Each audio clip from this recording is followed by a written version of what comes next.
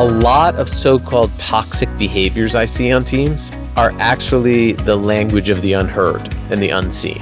It's people clamoring to have their voice matter, to have their ideas matter, to have their hard-earned expertise or talent matter. And a lot of times what happens when people feel insignificant is they will act out in desperation.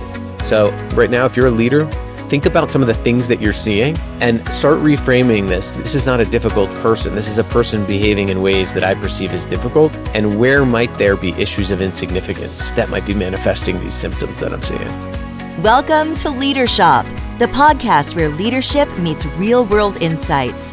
In each episode, you can eavesdrop on exclusive conversations with top thought leaders, best-selling authors, and experts in leadership, communication, relationships, culture, and everything else that shapes your effectiveness in the workplace and in your personal life. Leadership is here for you. Now, here's our host, himself a seasoned coach and best-selling author, Dr. Roger Dean Duncan. Hello, everyone. Thanks for joining us here at the Leadership Podcast. In this episode, we're going to explore something that seems to be getting more attention every day. It's the issue of mattering. For most of us, to matter means to be noticed, to be cared for, to be important to others. There's no doubt that a person's feelings that they matter is directly tied to their ability to thrive. My guest for this episode understands this better than most.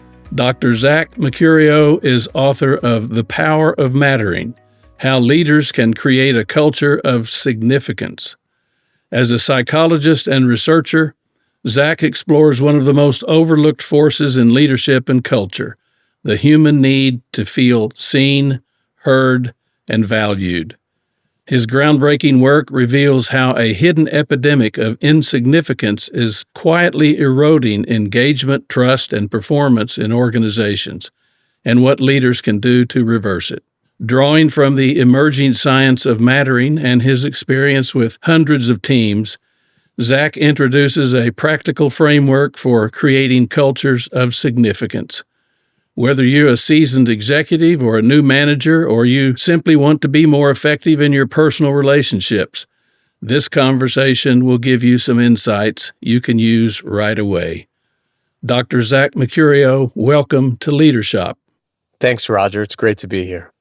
Tell us, if you would, how do you define mattering, and how does it differ from concepts like self-worth and self-esteem?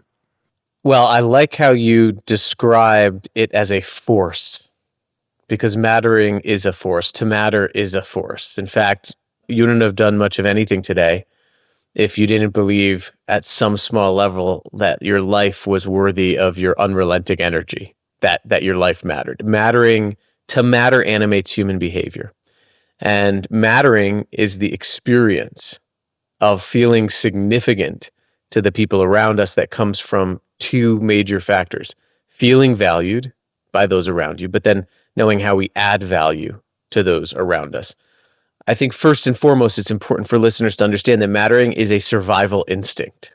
It's one of the first things we do.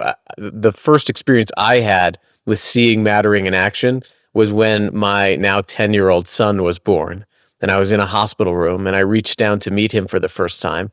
And he reached out his tiny hand and he gripped my index finger really tightly. I remember that grip. I'll never forget that grip. And his whole body calmed and his crying stopped. And I remember as I was researching mattering more, I came across studies that showed that our first reflex as human beings is called a grasp reflex. We actually, when you're born, you reached out in a hugging motion to grasp onto someone to care for you. We seek to matter to another person before we seek food. It's a survival instinct. In fact, no one would be listening right now if at some point we all hadn't mattered enough to another human being to keep us alive. So that need to matter, that instinct to matter, turns into the fundamental need to feel seen, heard, valued, and needed. When that need is met, we experience what psychologists call mattering. And it's different from things like self-worth or self-esteem, because the signals we get from others, which is called reflected appraisals, that reflection back to us of who we are as human beings and what we mean in the world, that is what creates the belief that we matter. and sustains the belief that we matter. Self-worth is coming to believe in my own worth, but to have that belief be sustained, I have to see evidence of my significance in my environment. Self-esteem is a belief that we're worthy, that we have, that we belong here, that we're capable. But also, I have to see the evidence in my environment of that belief to sustain that belief. So things like self-esteem or self-efficacy, which is belief that I'm capable, or self-worth, these are all outcomes of experiencing mattering. That's why it's also not just enough to sit in your office and say to yourself, I am enough, or to give yourself self-affirmations, right? Or that's why when people try to become confident on their own, it usually doesn't work really well. Like, for example, we develop confidence not because we start being confident. We develop confidence because someone has our back, right? We can go out and try and fail and experiment and know we matter to somebody. So those things are outcomes. But mattering is a survival instinct. It's a basic need. And it's the experience of feeling significant to those around you that comes from feeling valued and adding value. I just can't stop thinking about that metaphor of your son grabbing your index finger. I mean, think about it. For 9 months or so, he was enveloped inside your wife's body. And then suddenly he's out into this scary world with all this light and noise. And I don't know exactly how the brain works, but he felt the need to grasp something that would give him a sense of self-assurance, I guess. Yeah. And imagine if he reached out and found no one. Imagine the absolute panic. And I would argue that today, too many of us are facing that stress of insignificance. And we haven't been able to name it as that panic, that scratching and clawing, that feeling that nobody sees me. Nobody would notice if I was gone. If I didn't show up to work tomorrow, nobody would miss me. What I'm doing doesn't really matter to some bigger outcome. I'm just going in day to day. I'm a cog in someone else's machine. And all of those things, they get back and they threaten that primal survival instinct. And I truly believe that it's going back to that need that we have to have relationships with others in which we're seen, heard, valued, and needed. And to do that for other people, it's a two-way street, is one of the most important things we can do to solve these crises. Sure. Well, why do you believe mattering is so often overlooked in our culture, in workplaces, in schools, and even in personal relationships? Well, my youngest, I have two boys. My 7-year-old asked me what I did. I told him what I researched and what I helped organizations do. And he goes, "Do you just help people be nice to one another?" And I said, "Oh my goodness, maybe." Because I went into his kindergarten classroom last year, and all on his walls were all the values we're teaching leaders now. Be respectful, listen, seek understanding before you seek to evaluate, demonstrate empathy, show compassion, help your fellow classmates. But somewhere along the line, we lose those things. And I think that what happens is, one thing that I think happens is we think these things are common sense. And the danger of common sense, as Stephen Covey once wrote, is that common sense is not usually common practice. Exactly.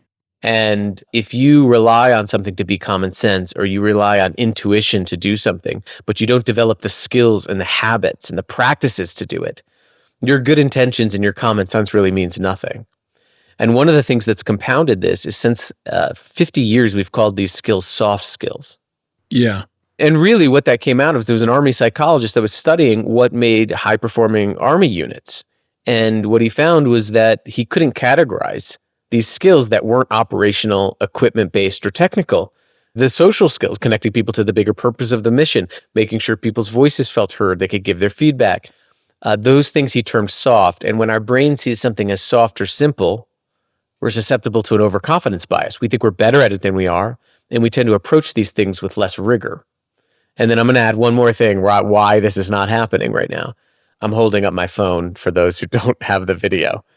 For the past 25 years, we have been able to get out of the social situations that allow us to develop the skills to see, hear, and value the person across from us.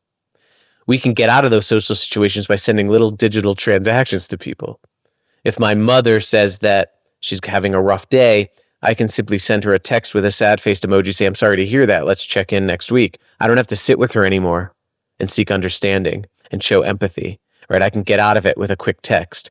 If my team member on Slack says they're struggling with a project, I can just send them a thumbs down emoji, say, oh, I'm sorry to hear that. Give me an update next week. I don't have to sit with that person, seek understanding, show compassion, offer help. And the less we use a skill, the less proficient we get at it. And so I think those three things are really coming together right now to create this mattering deficit, where we're seeing things like 30% of the workforce is self-reporting on surveys that they feel, quote unquote, invisible in work. The latest Gallup engagement poll found that just 40% of people said they felt that they could strongly agree that someone at work, the place where they spend a third of their one waking life, cares for them as a person at work. So 80% of workers are lonely, but loneliness is not an outcome of being alone. It's an outcome of feeling insignificant to those around you. So these things are all coming together to create this moment in time, which is how you opened the show today, which is that you're seeing more and more people talking about this because we're finally able to name something that people aren't experiencing. One can feel lonely in a crowd, so it's not a matter of how many people are around you.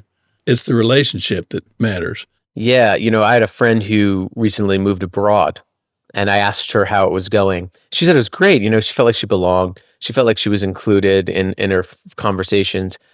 She was joined some clubs that meet up and play sports after work. But she says, I feel completely invisible.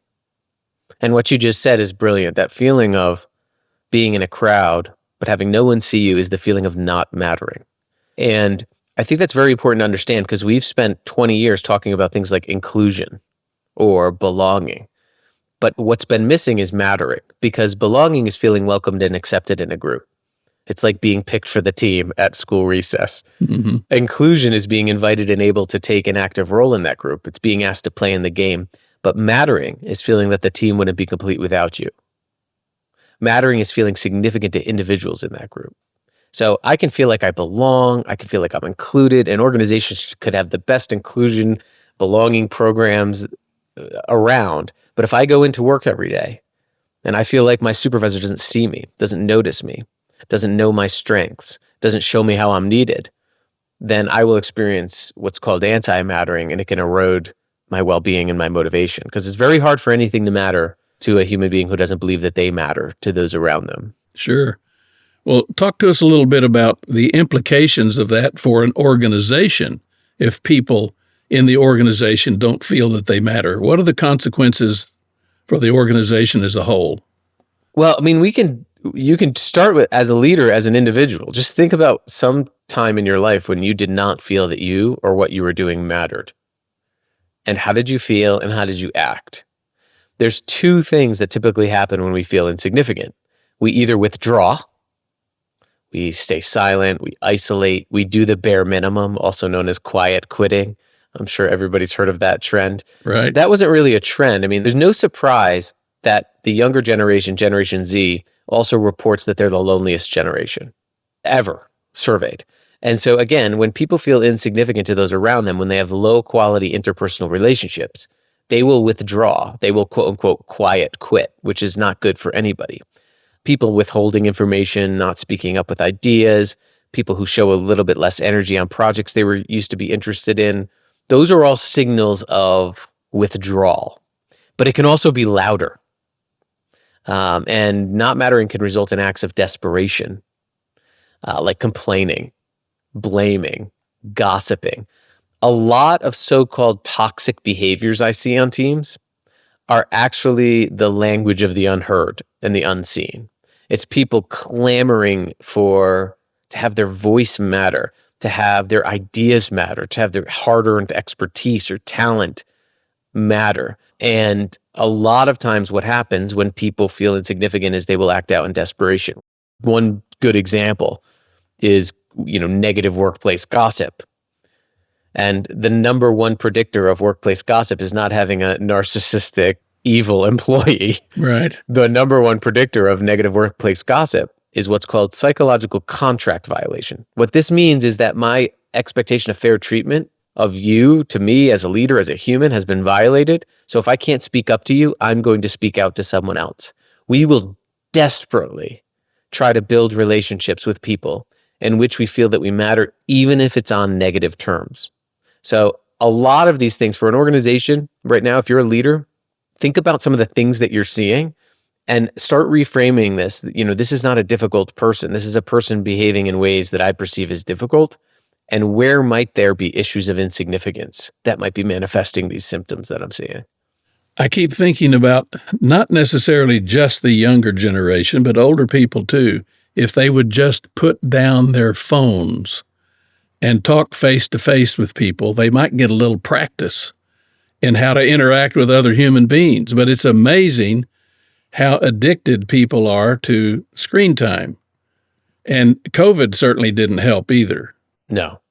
That's a great point, though. It's not just the younger generations on technology. All of us Sure. have been able to get out of what I call the social repetitions needed to hone these skills. For example, say you and I are on a virtual meeting right now. There's a button down there that says leave, right? So if you're frustrated in a meeting and the meeting time's over, I can click leave and I don't have to think about you till next week. That's not normal. That's not how human beings are with one another. It's not how we've grown to be with one another. So one way to shortcut that, to get out of that and to help restore the sense of mattering is if you sense someone's frustrated on a virtual meeting and you click leave, call the person. Pick up the phone and say, hey, Roger, I noticed that you're frustrated in that meeting. Is that right? Did I get that right? And just that outreach, that real human interaction will do more for your employee engagement, for your culture, than any survey, any well-being program, any of these big initiatives can do, because you're restoring that relationship in which someone feels seen, not overlooked. And so I do think it's a great point. I think technology has made it easier for us to overlook one another.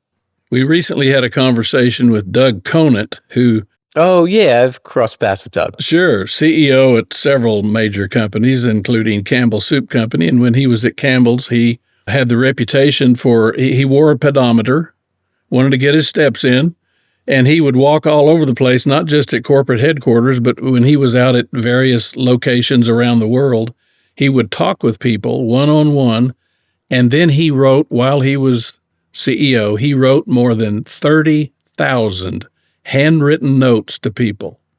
Can you imagine the effect that had on their sense of mattering? Yeah, one of my clients is actually an MLB baseball team. They have one of the best rated cultures in the league. And one of their assistant general managers sends Mother's Day cards to all of his staff members' mothers. And if they don't have a mother, their previous caretakers, and thanks them specifically for the gifts their child has given the organization. And he names, it's not the form letter. I mean, he'll write out, and this is like 2 or 3 levels above a very large organization.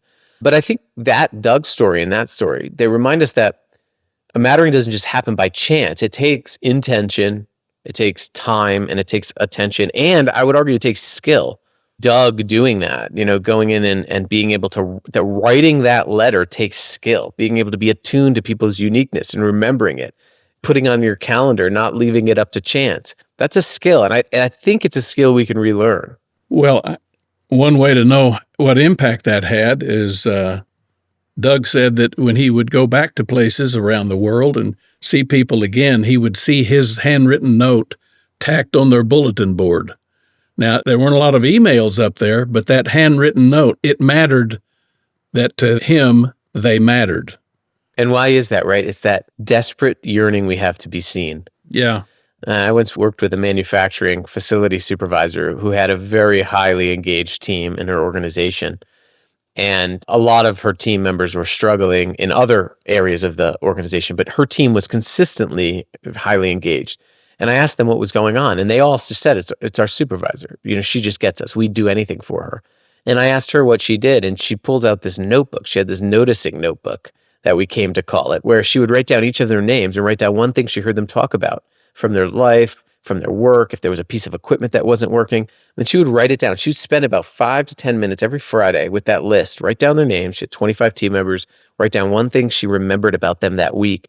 And then the next week she would follow up on it. And she would say, hey, I remember last week we promised that we would get that equipment taken care of for you. Did we get that fixed? I wrote down last week that your kid was starting baseball for the first time this weekend. How did it go?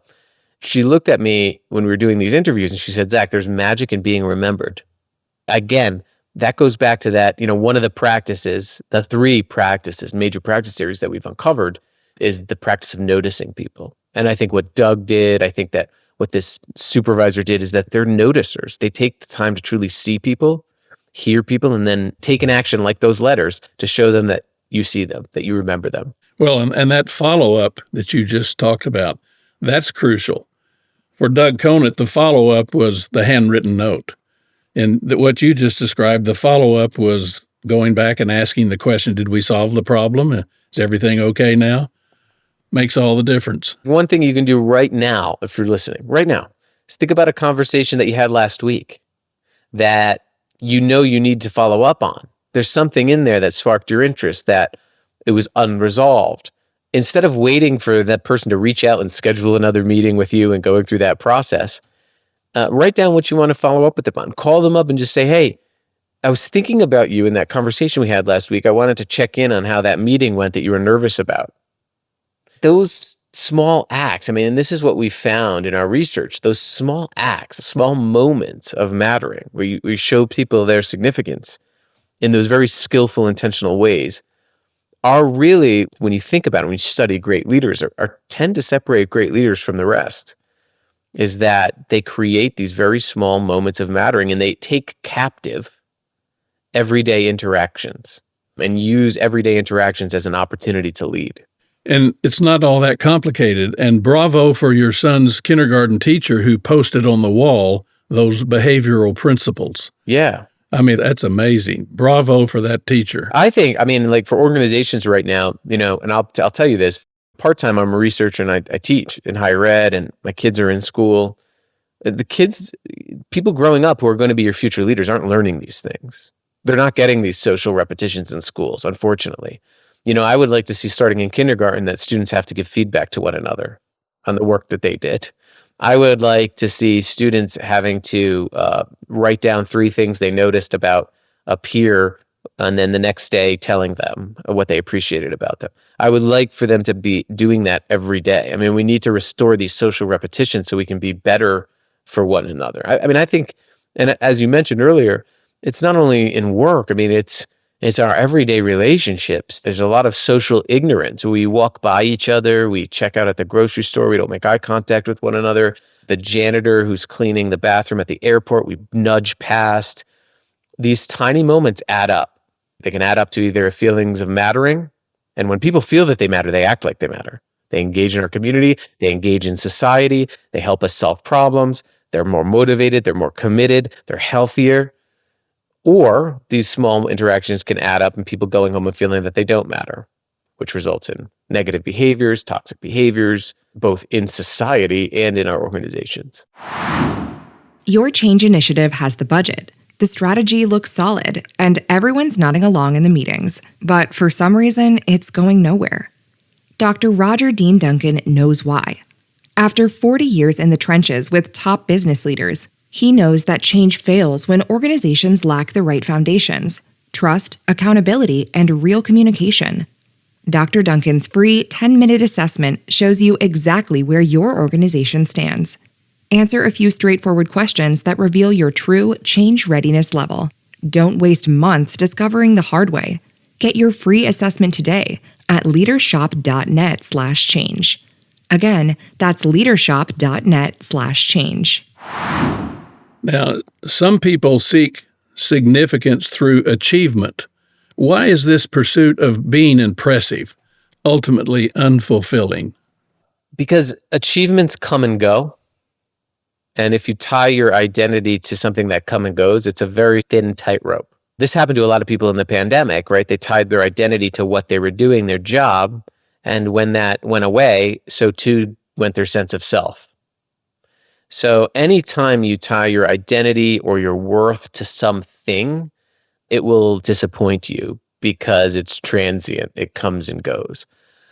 However, when you build relationships in which you can see how you matter to other people, you can see how you're adding value. The opportunity to add value never goes away. You may not be able to accomplish the things on your to-do list today.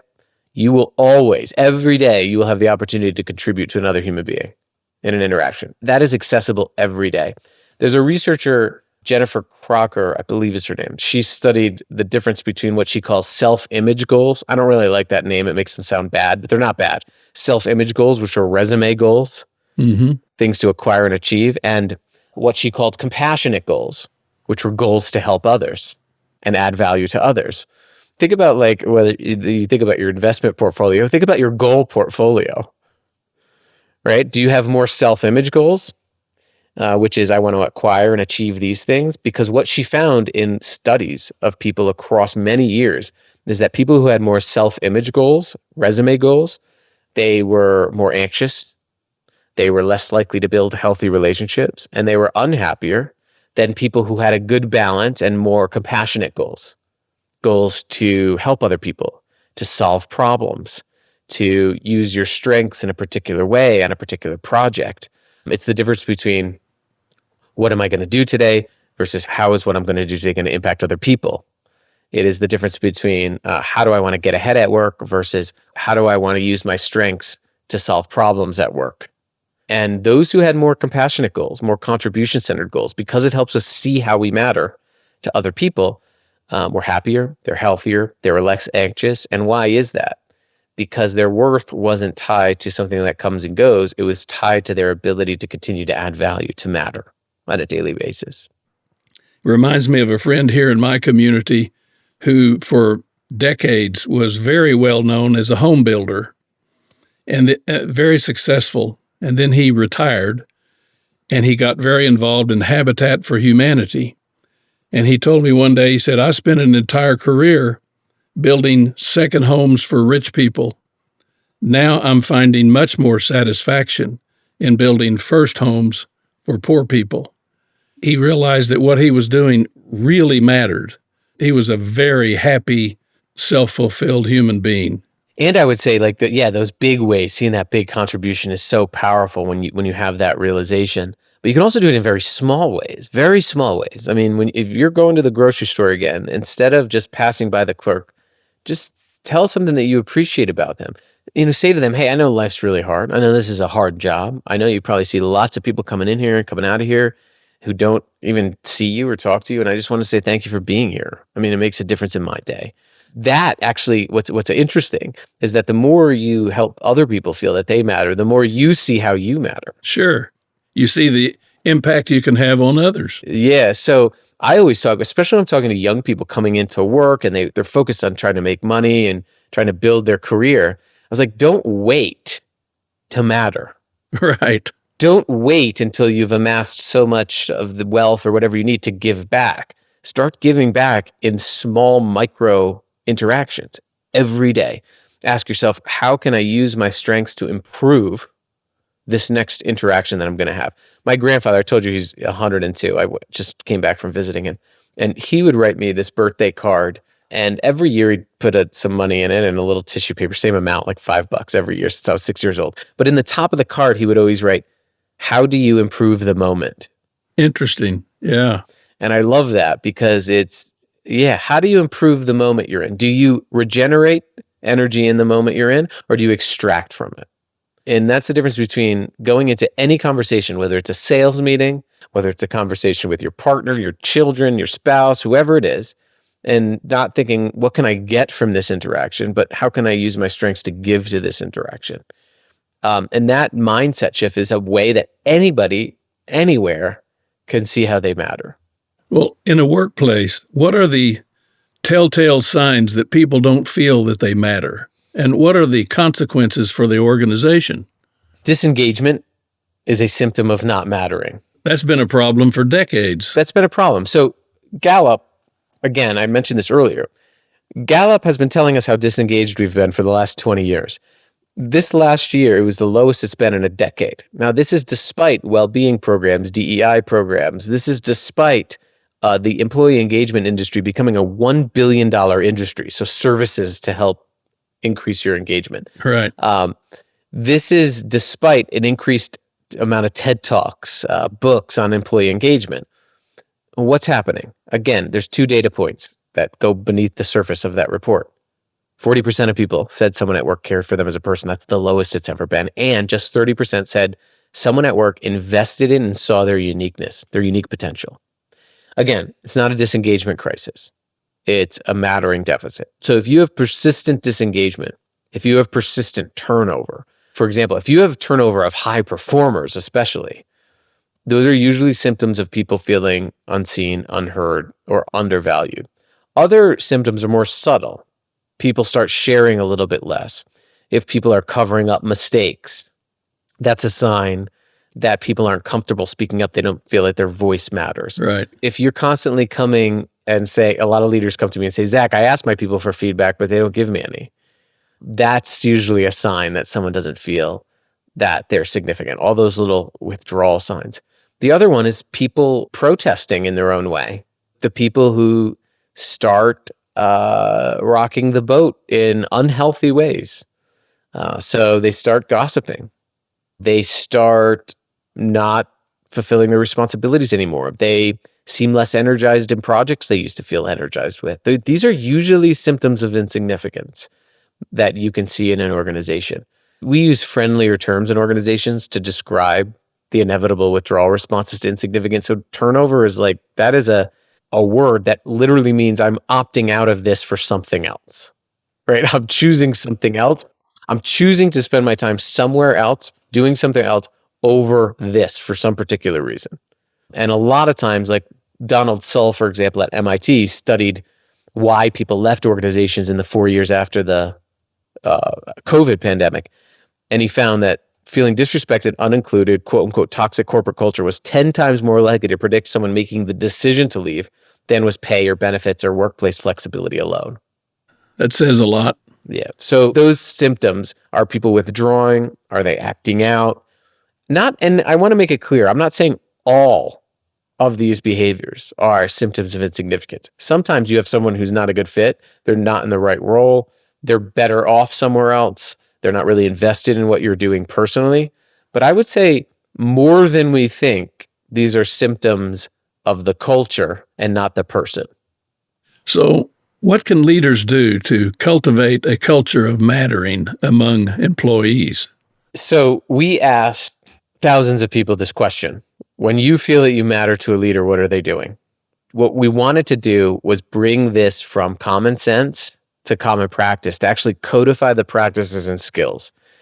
And there were 3 major practice areas that came out of our research. One is leaders who help people feel that they matter in organizations notice people. They make sure they feel seen and they make sure they feel heard. The second is that leaders who help create a culture of mattering affirm people. They show people and reveal how people's unique gifts make a unique difference. This is not the same as recognition, and it's not the same as appreciation. Appreciation is general gratitude for somebody. Like I can have a Roger Dean Duncan appreciation day, give you a gift, give you some free food, give you an award, but you can still not feel that I can see your unique strengths, gifts, and I show you how you make a unique difference. So someone can be generally appreciated, but not feel affirmed. Recognition is showing gratitude for what someone does. It's like recognition is promotions, giving someone an award for their work, showcasing their work. But affirmation goes much deeper.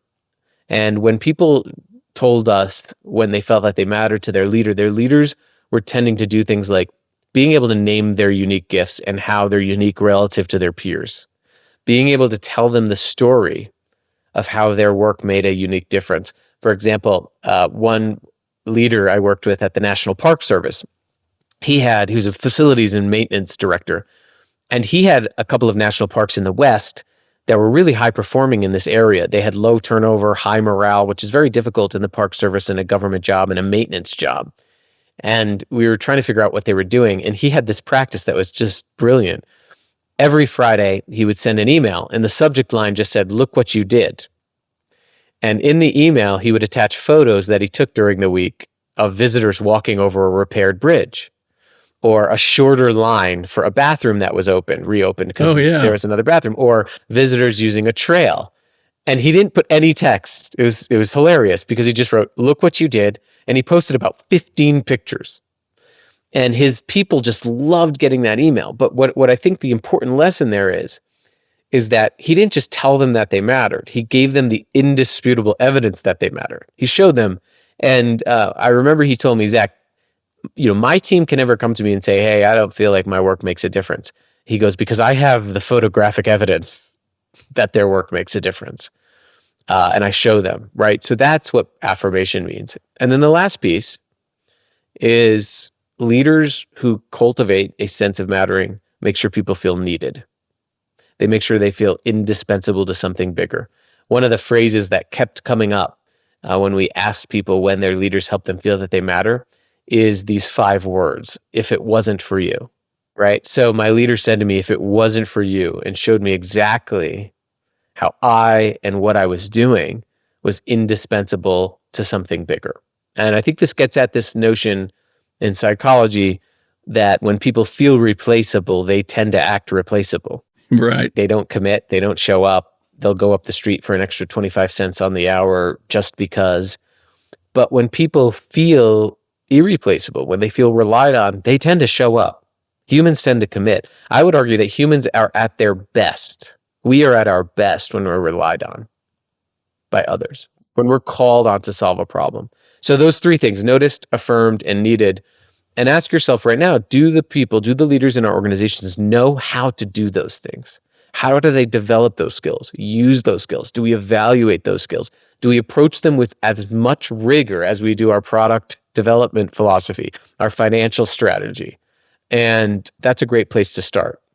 I've always thought that specificity when expressing appreciation or giving a compliment is very important. For example, if somebody gives a presentation that you appreciate, rather than saying, "Hey, great presentation," say, "Hey, great presentation. Let me tell you what I really appreciated about what you said. You asked this question and it led to this discussion. I noticed how you invited this person who had some body language that looked like they might want to say something. You invited them into the conversation, and that led to this insight and that insight." That kind of specificity, I think, is very affirming rather than just, "Hey, nice presentation." Yeah, there are 4 elements that when we ask people, what does meaningful gratitude look like when someone gives you actually gratitude that's meaningful to you, they talk about those things. They talk about the leader describes the when and where. So they know that the leader is not just saying thank you at 1:00 every day to everybody. And as humans, we have an inherent need for uniqueness. So describe the setting, like when and where was it? So I know that you actually observed it. The second is that they describe the behaviors very specifically. But then the third is that they name your unique gifts you used in those behaviors. I noticed that in the meeting, you went around and you summarized everybody's main points there. You were very quick thinking, very intuitive in that conversation, right? Naming those gifts. And then what you said, show them the impact that they made. So setting behavior gifts, and then show them that, hey, when people were walking out of that meeting, I heard them talking about how interesting it was, and I could see some energy, and that's because of you. There was a client that I work with that started naming their appreciation, recognition, and affirmation program the Because of You program. And I love that. Because of you, and it helps people see that they are significant, that they add value. Well, much of what we've been talking about, it seems to me, is kind of encapsulated in the framework that you use. You call it noticing, affirming, and needing. Now, I don't want to be too repetitious here, but if you would, explain that framework and give us some examples of how it can be put to good use in the workplace. We've talked about that. In a marriage, and in a parent-child relationship. Yeah, well, I will back it up. One question you can ask everybody is the question we asked everybody is, in any relationship you have, whether you're supervising someone, married to them, parenting them, coaching them, ask this question: when you feel that you matter to me, what am I doing? Excellent. When you feel that you matter to me, what am I doing? That is the best data that you could get as a leader, parent, coach, supervisor, than any employee engagement survey could give you. When you feel that you matter to me, what am I doing? And listen, and write those things down, and do more of those things. That can go a really long way. But for noticing people, one of the things is to simply start noting down what you see. That supervisor I talked with at that manufacturing facility, she had a practice, right? She noted things down. She didn't leave it up to chance to remember the details of people's lives. So have some process to observe the details of people's work, of their lives, of noting down what you remembered about them, and then checking in with them. Like, even if it is your child, right? And they talk to you about some friends they're interested in, like, journal for yourself for 5 minutes at the end of the day and write it down. Like, write down their friends' names and check in with your child and be like, hey, how's your friendship with Stephanie going? I remember you talked about her last week. And you will see even your child light up. Like, wow, Dad, you listened. You listened. You remembered me. You took an interest in my life. I mean, we see this a lot with teenagers. A lot of teenagers, and some of Jonathan Haidt's work in The Anxious Generation has found this. A lot of teenagers feel useless. They feel that the elder generation thinks that they're not quite ready to add value yet, that their lives aren't interesting yet. We have to regain that trust and to take an interest. And one ways we can do that is through noticing. Another way is asking better questions. We tend to ask really bad questions. How are you? How was your day? How was the meeting? How are things going? I want everybody to think about those as greetings, not questions. Again, I have 2 kids. If someone asks me, I travel a lot. I have a lot of things going on. If someone asks me, how are you? My brain can't compute living a complex human life in about a second. So I just say, good, you. And nobody wins in that situation. So ask questions people can answer. What has your attention today? What's been most meaningful to you today? What are you struggling with? How can I help? If you're a leader, any log jams you're facing on that project, anything I can remove for you? What would you do if you were me? It's a great question leaders can ask. Who did you help today? Who helped you today? For your kids, those are 2 questions that I've started asking my kids. Ask questions that go beyond the greeting and give you the data to actually see people, see and hear people. And that's that first noticing practice. The second is just what you and I talked about. Give more meaningful, specific gratitude. I want you to think of someone in your life right now that you're grateful for. And I want you to think about the last time you explicitly told them. Oftentimes, our feelings of gratitude to our children, our spouses, our community members, our garbage collectors, our delivery people, our accountants, the people we see every day, our team members, our feelings of gratitude often outweigh our actions of gratitude. Close that gap. Schedule your good intentions. What I mean by that is that I'm the nicest person in the world when I'm out walking my dog. I think about all the people I should thank, all the letters I should write, and I have some free time. And then I get back to my desk and I have this big to-do list. Put it on your calendar. Put acts of kindness and remembering people on the top of your to-do list. And do it. And schedule a time to do it. And I think that that's what, you mentioned with Doug's leadership style. I mentioned with some other stories that people scheduled it, they did it.